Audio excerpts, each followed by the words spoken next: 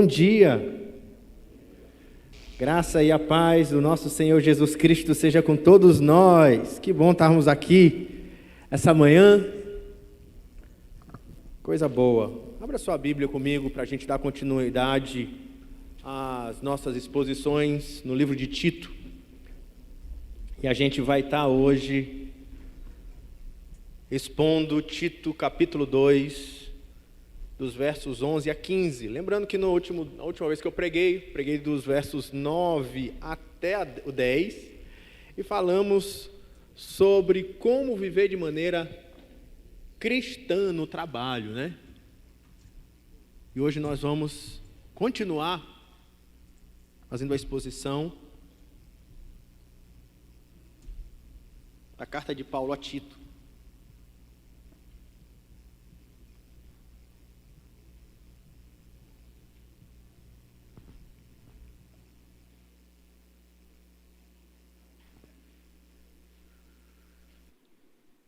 Se você estiver procurando o Tito, achou Timóteo, está bem pertinho. Porque Timóteo são 2, às vezes a gente acha mais rápido, né? Quem está no celular tem vantagem, que não tem erro.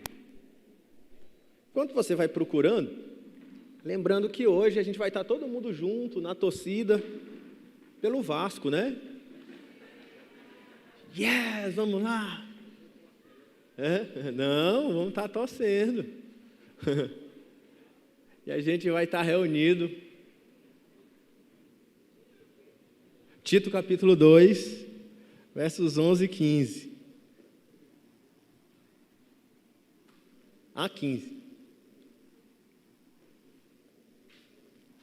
Vou assistir lá na casa de Ângelo, né, Ângelo? Vai ter lá o joguinho lá?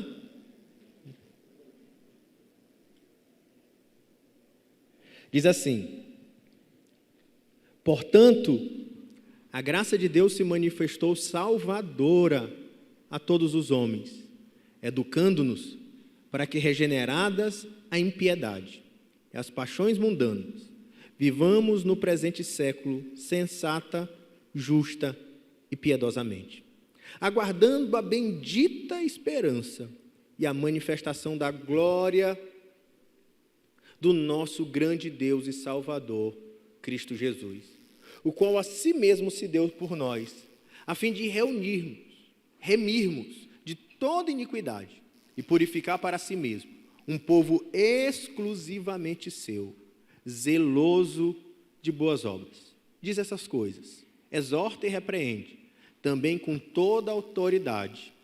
Ninguém te despreze. Vamos baixar nossa cabeça em oração.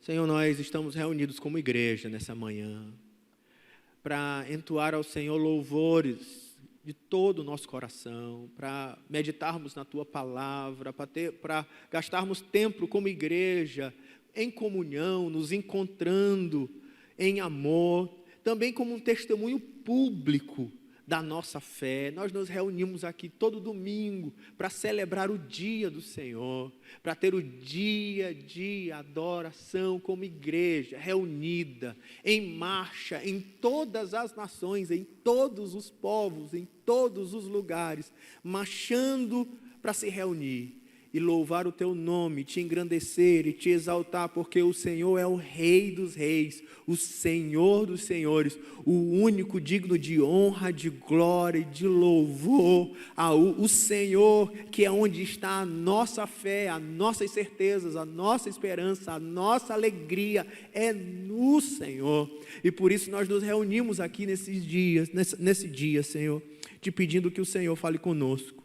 Que o Senhor fale conosco pela Tua Palavra, que o Senhor fale conosco, meu Deus, pelos escritos do apóstolo Paulo, que o Senhor opere no nosso coração, que o Senhor nos ensine a viver na Tua graça que se manifestou, nos ensine a viver nesse mover de amor que eclodiu daquela cruz, que aprendamos a viver na dependência do Espírito para uma vida nova, uma vida no Espírito, no padrão do Teu reino e para o louvor do Teu nome. Move em nós, Espírito de Deus, o Senhor tem toda a liberdade O Senhor tem a liberdade para trabalhar no nosso coração, para renovar a nossa mente, para transformar os nossos valores, para renovar a nossa fé, para trocar as nossas práticas, para mudar as nossas paixões. Ó Espírito de Deus, nós nos rendemos diante de Ti. Ó Senhor Jesus Cristo, Tu és o Senhor e Rei sobre a nossa vida.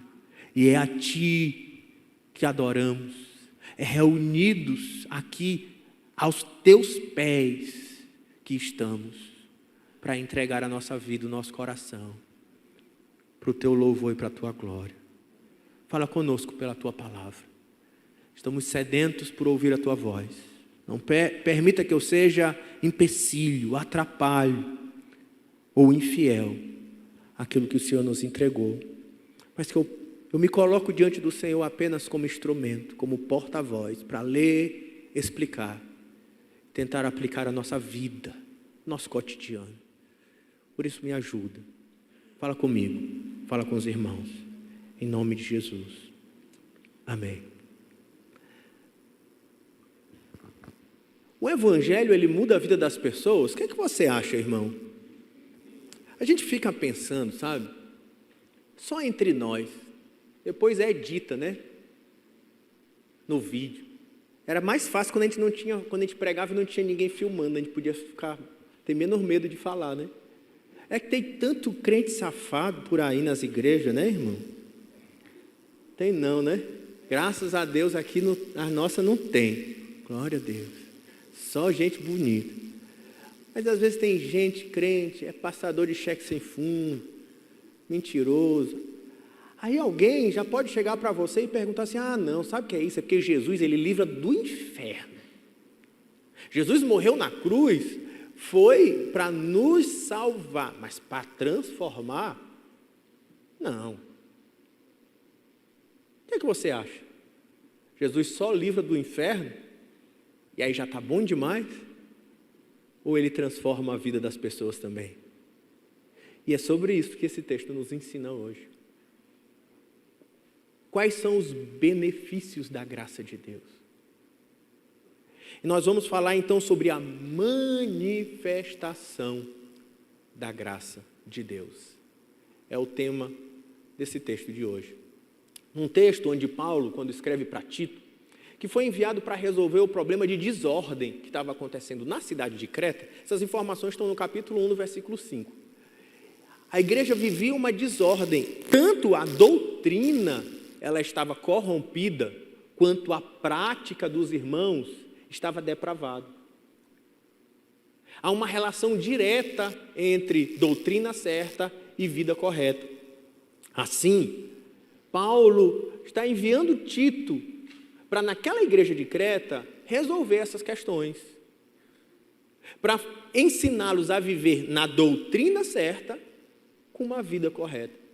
E quando eles vão nessa relação entre viver com a vida certa na doutrina correta, ele está trabalhando especialmente porque havia entre os irmãos alguns falsos mestres, que você vai ver eles detalhados no capítulo 1, entre os versos 10 até o verso 16, homens que eram insubordinados à doutrina apostólica, homens que eram infiéis, enganadores, parladores frívolos, insubordinados, que estavam ensinando doutrinas erradas. E a doutrina deles era que para você virar cristão, você precisava ser um judeu. Eles eram conhecidos historicamente como judaizantes.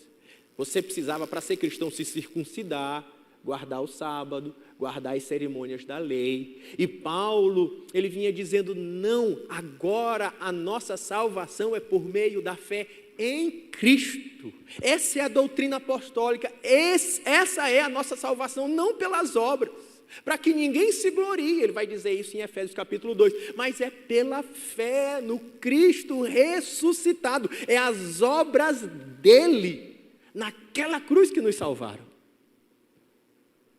Mas isso poderia dar a entender que uma vez que a gente não é salvo pelas obras, não são boas obras que nos salvam, até porque você se conhece e eu também me conheço, sei que jamais eu me salvaria se dependesse da minha própria santidade, poderia levar a uma reflexão: então não precisa viver boas obras. Vamos viver de qualquer maneira. Porque você pode viver, vamos mentir, vamos enganar, vamos prostituir, porque depois a gente pede perdão para Deus e Ele perdoa, é pela graça. Poderia ser uma reflexão.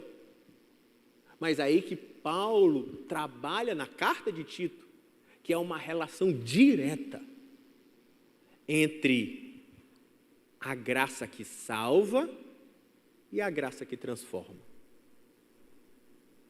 E é sobre isso que ele vai nos ensinar, essa manifestação da graça, que salva e que transforma, e que um dia, e que nos prepara para nos encontrar com o Senhor na eternidade. Em primeiro lugar, vamos falar sobre a manifestação da graça? Verso 11 diz, portanto, a graça de Deus se manifestou salvadora a todos os homens. Primeira manifestação da graça é salvadora. Primeiro lugar, manifestação da graça nos salvou. Presta atenção no verbo, é no passado. Paulo está falando com a igreja de Creta, que é uma igreja de cristãos. Eles já tinham entendido o evangelho, eles já tinham tido um encontro com Cristo, eles já tinham aprendido sobre a redenção que há em Cristo Jesus. Ele vai dizer, sim, a graça se manifestou. Mas para a gente falar da manifestação da graça, essas duas palavras são importantes que a gente venha entender. A ideia de manifestação, que é, no grego aqui é aquela que vem de epifania, né? Veio a luz, estava escondido, era mistério, mas agora ela está manifesta. O próprio Deus se fez homem e a glória de Deus se manifestou entre nós. É Jesus. O que foi manifesto? A graça de Deus. A palavra graça é a ideia de favor imerecido. Falar da nossa relação com Cristo não tem a ver com os nossos méritos, não tem a ver com as nossas obras, é graça. É algo que eu não mereço. Eu conquisto não pelos meus méritos, mas é apesar de mim. E por isso é manifestação de graça. É assim que nós nos relacionamos com Cristo, é assim que nós temos acesso à salvação, é pela graça de Deus. E ele diz que, portanto, a graça de Deus, esse favor imerecido, ele se manifestou. E como é que ele se manifestou? Salvador. Nós somos salvos pela graça, e isso não vem de vós, é dom, é presente de Deus. Esse presente que foi conquistado não pelas minhas obras, mas também não foi sem obras. Foi pelas obras de Cristo. Cristo foi perfeito, sem dolo, sem pecado. Cristo, ele jamais conheceu e tocou, ou viveu, ou experimentou injustiça.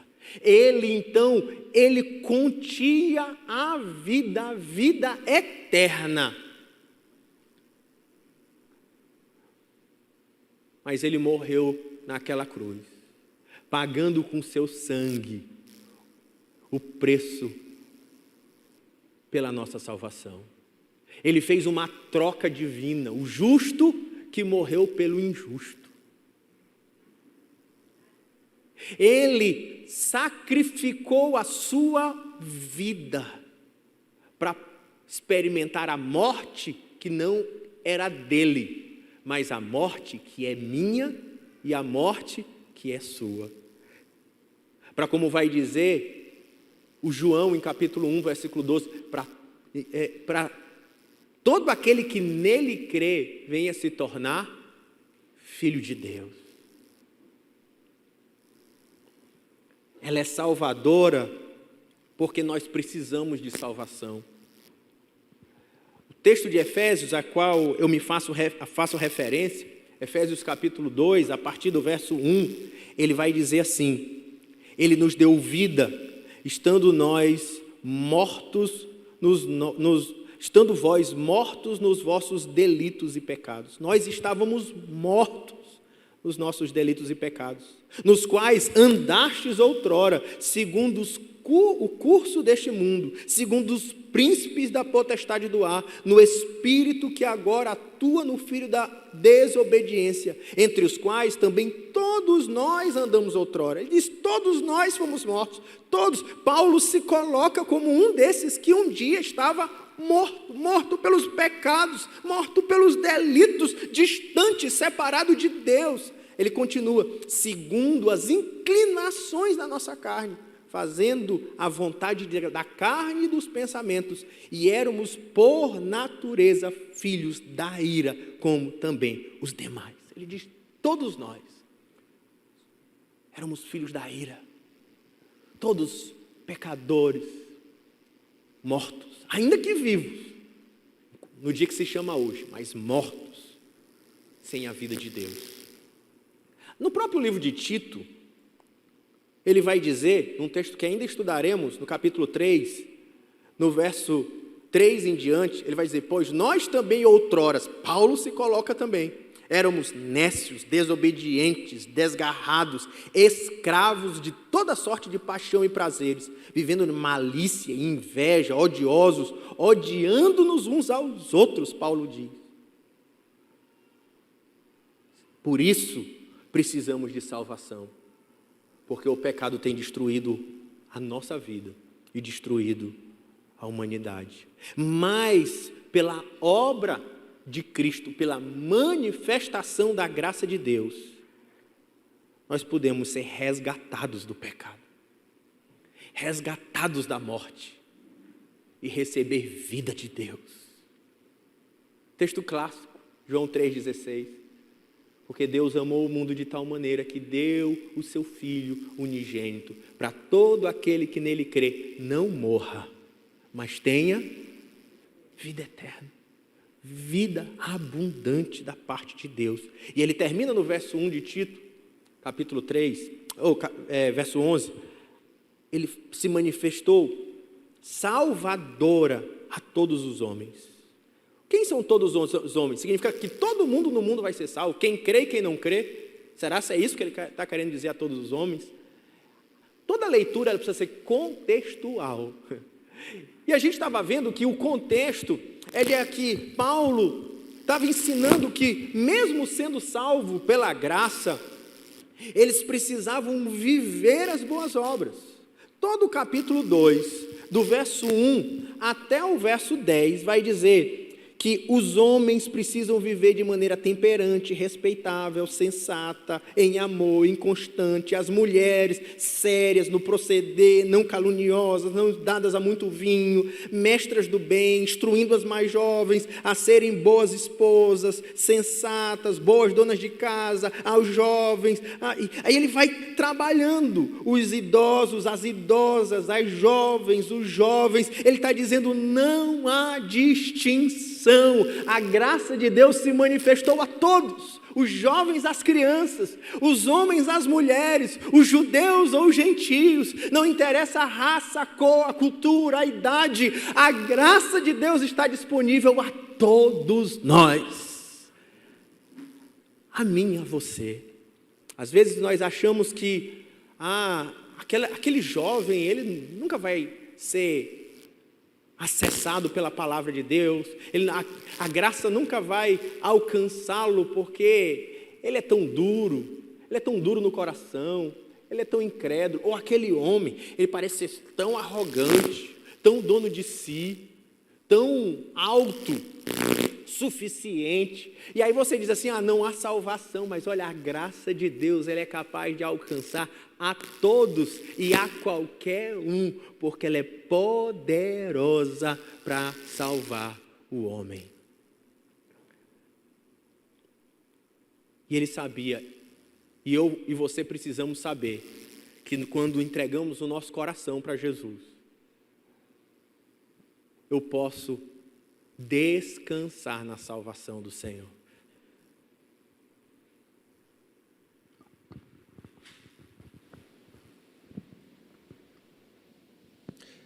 Eu Eu posso ter a convicção da minha experiência com Deus. Eu não preciso andar assombrado, espantado. Meu Deus, o que será do meu amanhã? Como é que eu vou enfrentar a morte? Como é que eu vou enfrentar, quem sabe, o dia que o Senhor vier me buscar? Ou eu irei me encontrar com Ele? Sim, Paulo diz, nós já fomos salvos pela graça e pela obra de Cristo na cruz.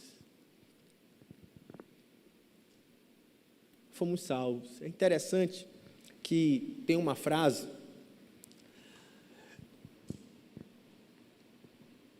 que o Billy Graham disse para os seus filhos, ele já doente. E aí ele chama os filhos dele, o filho dele que inclusive é um pregador bem famoso hoje, diz assim, eu sei o que eu quero que seja escrito na minha lápide. E a frase que ele diz assim, quando vocês ouvirem que Billy Graham morreu, saiba que ele nunca esteve tão vivo.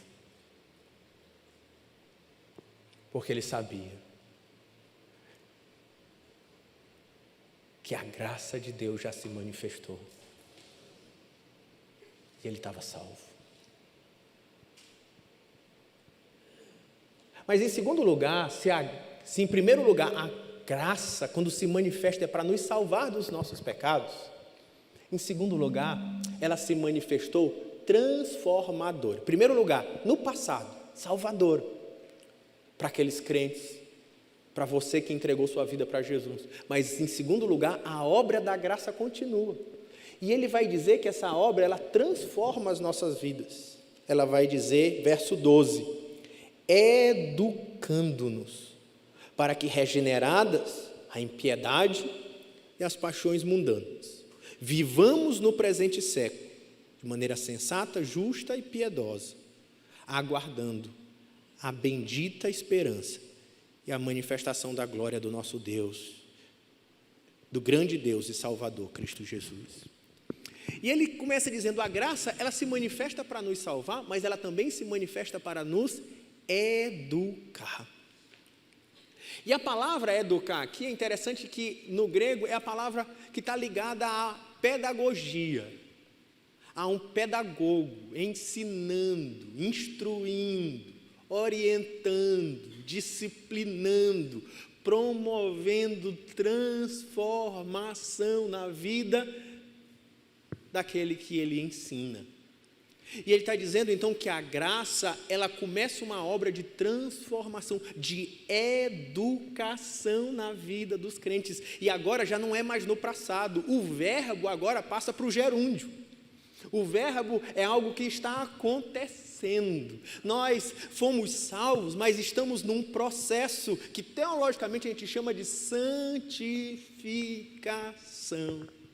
E está acontecendo agora. E quem é que está nos santificando?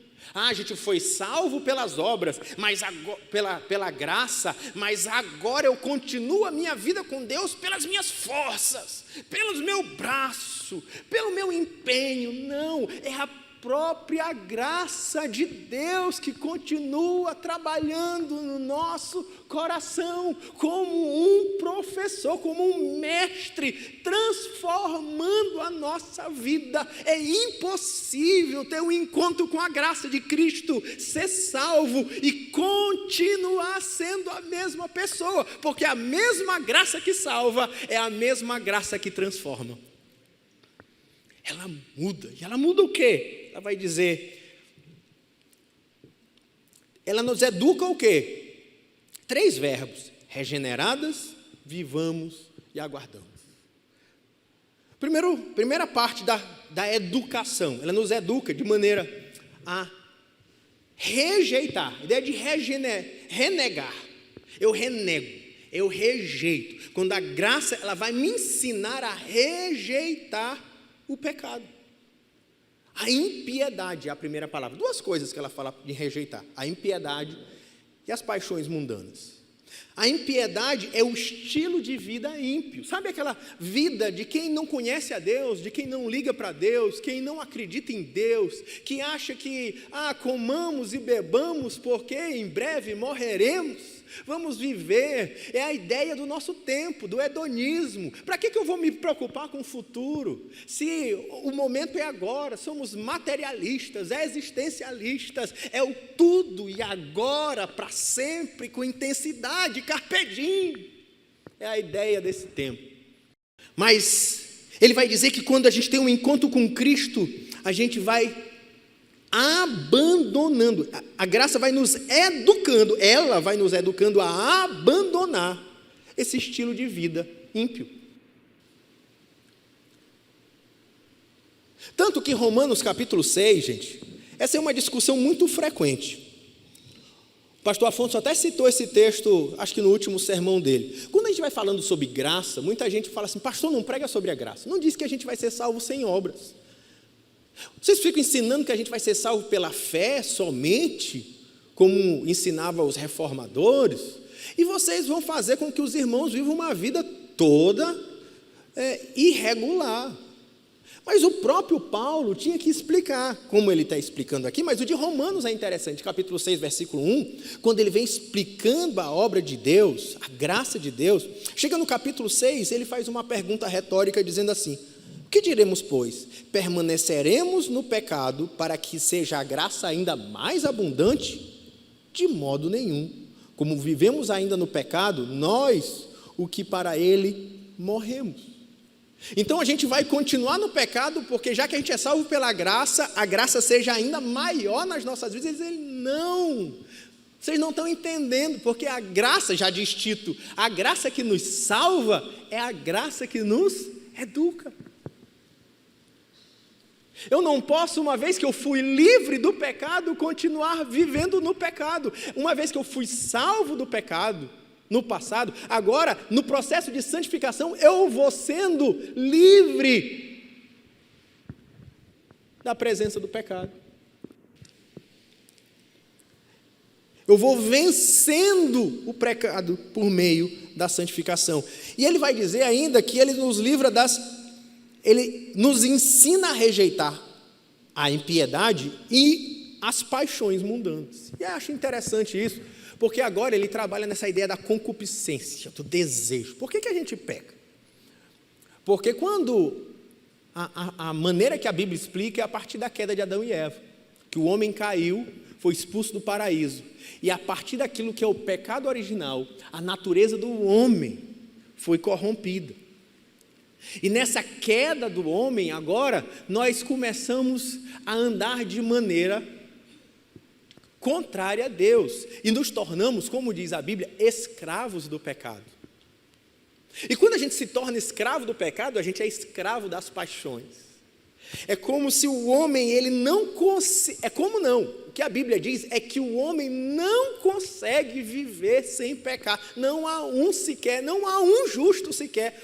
É o que diz Romanos capítulo 3, capítulo 1, perdão, deixa eu abrir aqui para dizer direitinho, capítulo 3, no verso 10, não há um justo sequer, não há quem entenda, não há quem busque a Deus, todos se extraviaram, a um só se fizeram inúteis, não há quem faça o bem, não há um sequer.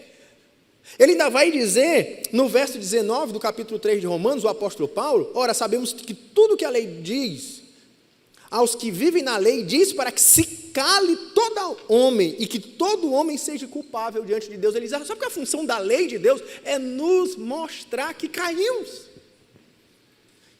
que não conseguimos viver no padrão que Deus planejou para nós. Nós somos escravos, o ser humano é escravo dessa paixão, mas ele diz que quando a graça começa a atuar em nós, ele vai nos educando a rejeitar as paixões. Ele vai mudando o nosso coração, ele vai mudando os nossos desejos, ele vai mudando as nossas afeições, sabe? Talvez, eu vou dar alguns exemplos, quando você veio para a igreja, Você não aguentava olhar um rabo de saia passando. Eu sei que não é o caso aqui, é só ilustração, né? Sei que todo mundo já vê aqui é santo, né? Não aguentava olhar um rabo de saia. Ele, quando ia beber, ele só bebia até cair, né? Não tinha nenhum desse aqui, tinha, graças a Deus. Ele vivia com sua vida toda enrolada, porque ele se permitia ser guiado pelas suas paixões. Quando ele veio para Cristo, ele pensou, e agora, o que vai ser da minha vida? Eu não sei, porque, como é que vai ser a minha vida? Eu gosto tanto das minhas coisinhas fora, dos meus negocinhos errados. Mas passaram os anos, e você olha para trás e diz, sabe aquilo que eu gostava? Aquilo que meu coração desejava, mudou.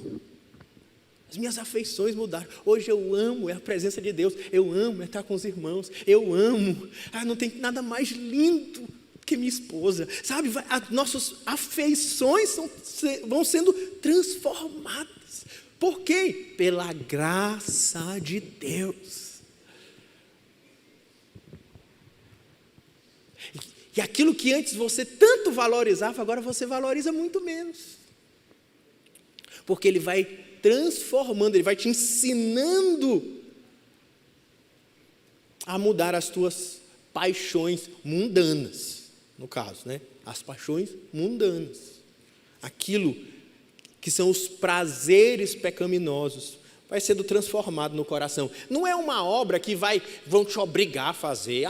Me obrigaram a fazer. Não, nem é você que transforma o coração de ninguém. É a graça de Deus. Muitas vezes usando um querido irmão, mas é que vai convencendo, transformando, vai mudando a gente, não de fora para dentro, mudando a gente de dentro para fora.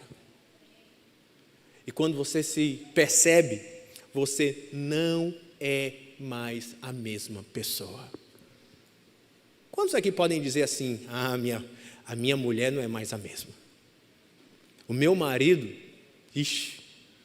tu não conheceu. Pastor, não tinha quem aguentasse. Ou talvez você diga assim, pastor, é porque tu não me conheceu como eu era. Nem eu me aguentava. Mas Cristo, Ele me transformou. Então, a graça tem esse poder de transformar, de nos educar. De nos educar a renegar, a rejeitar a impiedade e as paixões mundanas, para que agora vivamos uma vida diferente. O segundo verbo aqui é para que vivamos no presente século.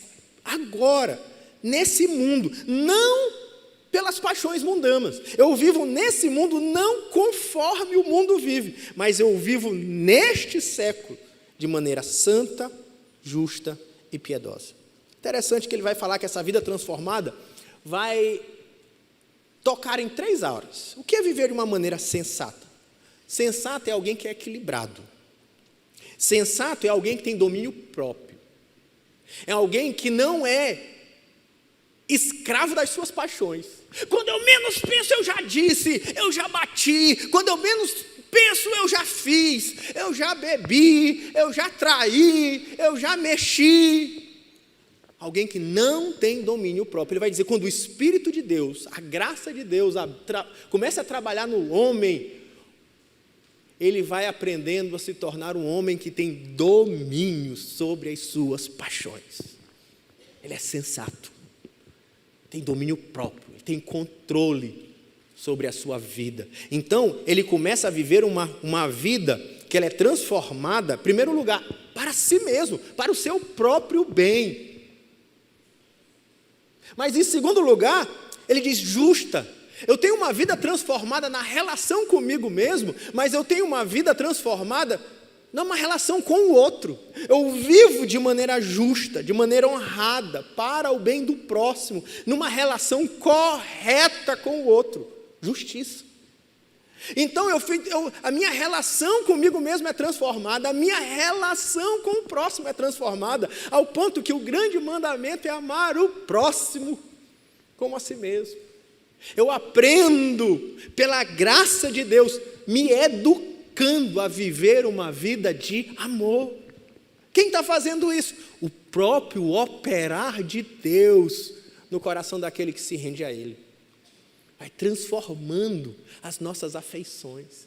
Antes, meu coração às vezes estava cheio de amarguras e rancores e falta de perdão, mas a graça vai trabalhando, quebrantando e amolecendo o nosso coração para viver uma vida de amor, de harmonia, que afeta a nossa família, afeta o nosso local de trabalho, afeta a sociedade, afeta tudo em volta de nós.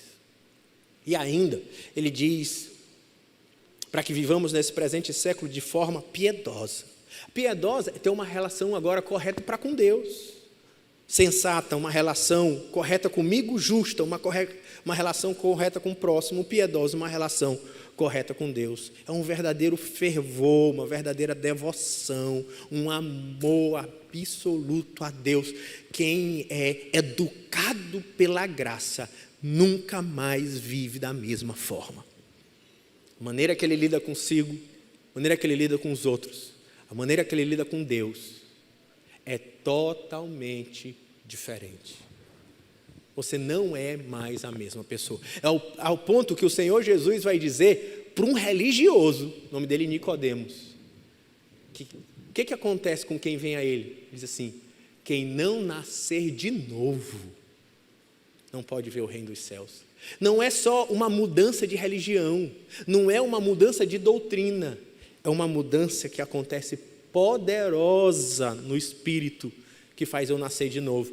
Ao ponto que Paulo vai dizer: e aquele que está em Cristo, o quê? Nova criatura é. As coisas velhas já passaram e eis que tudo se fez novo. E isso não é retórico, é espiritual, é o operar de Deus no nosso interior. Pela graça, nos ensinando a viver uma vida nova,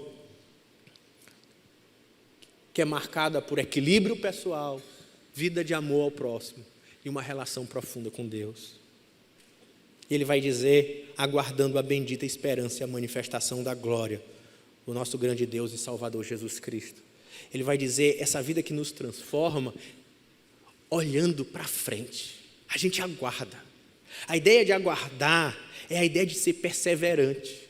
Porque andar com Cristo, você pode dizer assim, eu estou vivendo agora com Cristo, mas vem a primeira tempestade, vem os desejos do mundo, vem as perseguições, vem os desafios, meu Deus, e agora? E saculeja na fé, troca Jesus por um rabo de saia, troca Jesus por um negócio ilícito, troca Jesus por um domingo que dorme um pouco mais. A gente vai relativizando a nossa vida com Deus, ao ponto que chega uma hora que a gente deixou de aguardar, a gente deixou de perseverar, a gente deixou de continuar. Isso acontece com todos nós. Comigo, com você, somos seres humanos. Mas uma das verdades é que a graça, ela vai nos guardando. Ela vai nos preservando. Porque quem está operando em nós é o próprio Deus. A graça que nos salvou, ela nos educa a rejeitar, a viver, aguardar o dia do Senhor. A gente continua querendo viver na presença de Deus porque a gente sabe que vai chegar o dia do Senhor, a gente sabe que a glória de Deus vai se manifestar, a gente sabe que Jesus vai voltar, a gente sabe que um dia todas as coisas, haverá a grande consumação de todas as coisas, quando o nosso Senhor Jesus voltar conforme prometido. E por isso vale a pena aguardar. Vale a pena porque, por mais que nesse mundo a gente ainda viva aflições, sofrimentos, medos, perseguições, e agora mais que há um medo muito grande em alguns irmãos, por causa das questões da eleição. Meu Deus, o que será? Meu Deus, o fim do mundo, vamos sair daqui, vamos para o Paquistão, meu Deus, não tem jeito, tudo vai se acabar. Irmãos, deixa eu dizer uma coisa para você, Deus nunca perdeu o controle. Deixa eu dizer para você, fica firme, persevera na sua fé. Porque aquele que de fato vai mudar todas as coisas no futuro é o nosso Senhor Jesus Cristo. Porque Ele disse que Ele ia, mas Ele iria voltar para trazer a plenitude do reino. Nesse dia haverá um novo céu, uma nova terra, haverá o grande julgamento, e viveremos na terra onde ele descreveu sem lágrimas, sem dor, sem sofrimento, sem doença, sem morte, e esse dia está por chegar. Fica firme, irmão. É lá que está a nossa esperança, é lá que está a nossa confiança, é lá que ficamos firmes, porque o dia onde há de cessar as lágrimas está por chegar.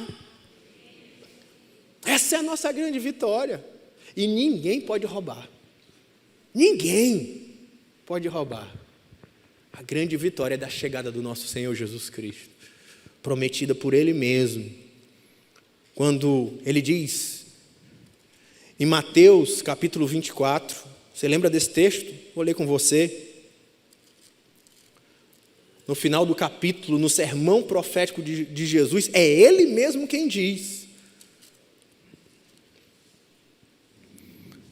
Verso 29, quando Ele fala da grande tribulação, capítulo 24, ele vem dizendo, olha, haverá perseguição, haverá o anticristo, o mundo se levantará contra Deus, e haverá guerras, e haverá fome, e haverá inflação, irmãos, tudo isso é só ler Mateus 24, não fica achando que você vai deter o decorrer que a Bíblia já disse que vai acontecer, mas ele diz, diante de tudo isso, de todas as lutas que o mundo há de enfrentar, ele diz, verso 29, que logo em seguida a tribulação daqueles dias, o sol se escurecerá, a lua não dará sua claridade, palavra de Jesus, e as estrelas cairão do firmamento, e os poderes dos céus serão abalados. Então aparecerá nos céus o sinal do Filho do Homem, todo o povo da terra se lamentarão e verão o Filho do Homem vindo sobre as nuvens do céu, com poder e muita glória,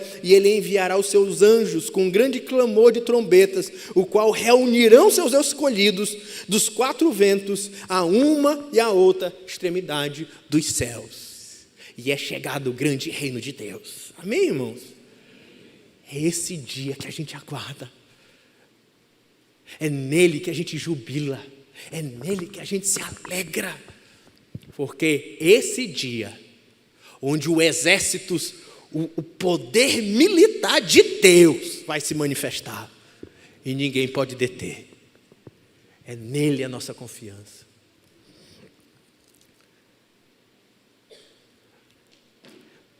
E a manifestação da graça, Ele nos salvou, Ele nos transforma hoje, operando em nós, mudando, nos ensinando a rejeitar a impiedade, a transformar as nossas paixões, nos levando a viver de maneira sensata, justa e piedosa, nos preservando firmes. Eu queria terminar com a última obra da manifestação da graça, é que ela acontece no passado nos salvando, no presente nos santificando, mas ela nos coloca sempre com os olhos no futuro, nos enchendo de esperança, olhando para a manifestação da glória.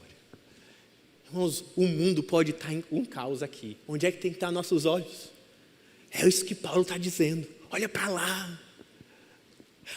Olha para o que a graça já fez, o que ela já conquistou e o que ela ainda vai fazer, e ninguém pode deter, ninguém, nenhuma força humana, nenhum tribunal, nenhuma urna, nada, irmãos, pode deter aquele dia onde a glória de Deus há de se manifestar. Esse é a nossa alegria. E é nisso que está a nossa esperança. E o nosso júbilo, que nada pode roubar. É a manifestação da graça de Deus. Ela já se manifestou nos salvando.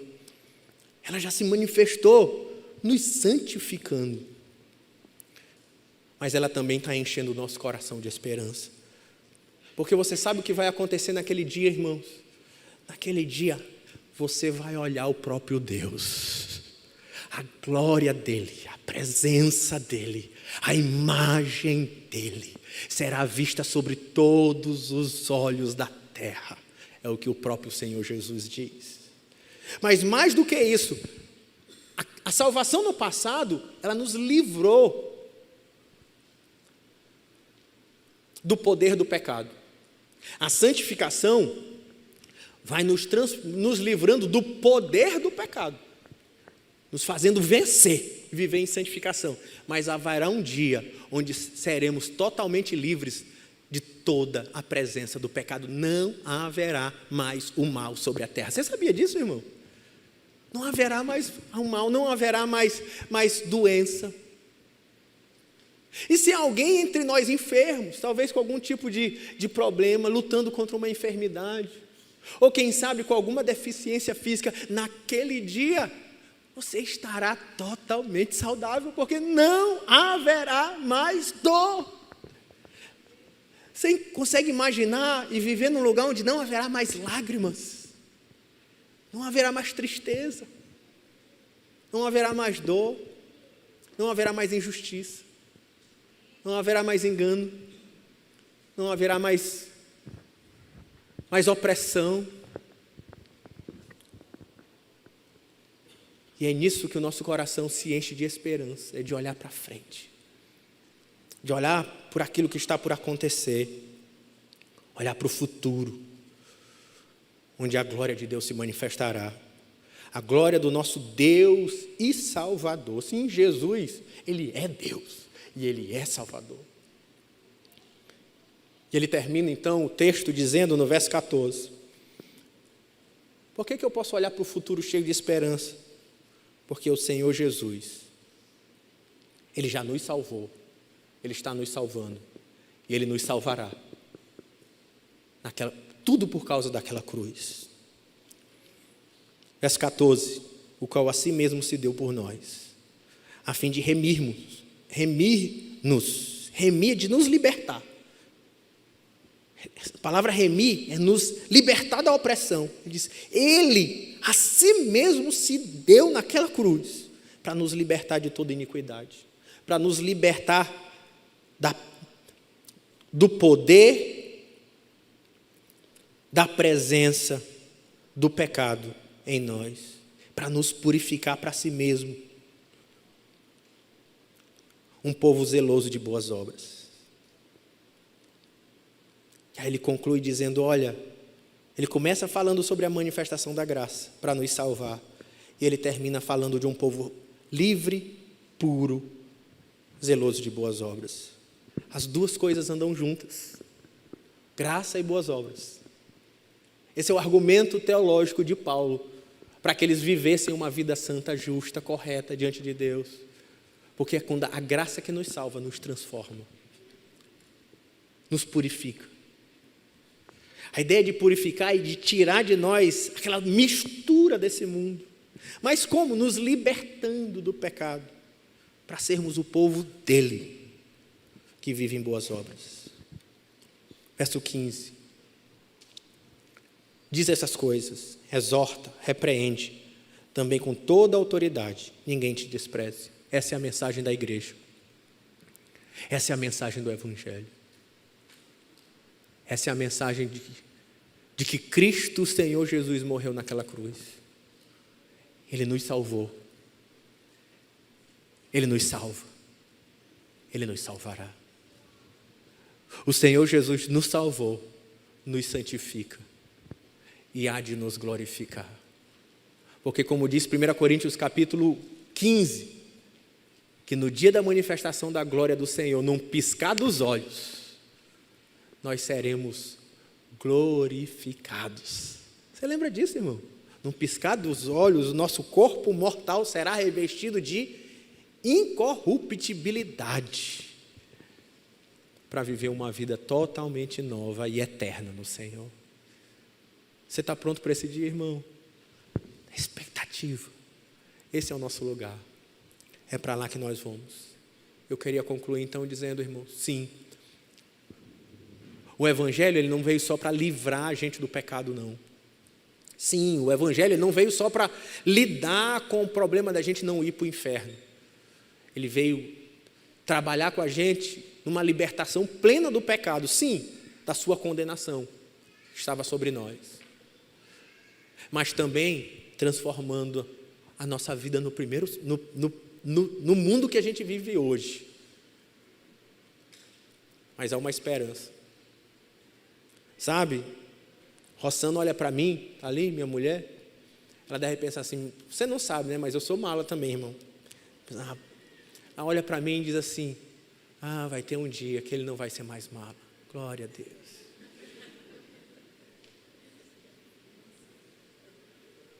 Ainda que a gente está no processo de santificação, vai chegar num dia onde todos nós seremos perfeitos no Senhor. E não só nós, mas a terra será perfeita. E a gente vai poder andar pela rua olhando o celular, sem medo de motoqueiro, né, irmão? Vai chegar esse dia. Chegar o dia onde a gente não vai ter mais medo de ninguém.